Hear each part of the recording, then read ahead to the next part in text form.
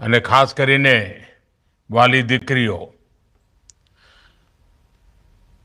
સરદાર ધામનું નામ જેટલું પવિત્ર છે એટલું જ એનું કામ પણ પવિત્ર છે।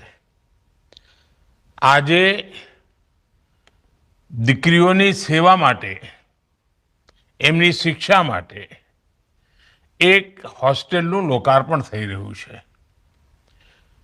જે દીકરીઓ આ હોસ્ટેલમાં રહેશે, જેમને અનેક પોતાના અરમાન હશે, પોતાના સપના હશે, એ પૂરા કરવાના અનેક અવસર મળવાના છે। અને એટલું જ નહીં, આ દીકરીઓ જ્યારે પોતાના પગ ઉપર ઊભી હશે, સામર્થ્યવાન થઈ હશે, ત્યારે રાષ્ટ્ર નિર્માણ પર પણ એમની અહમ ભૂમિકા સ્વાભાવિક બનવાની છે। એમનું કુટુંબ પણ સમર્થ બનવાનું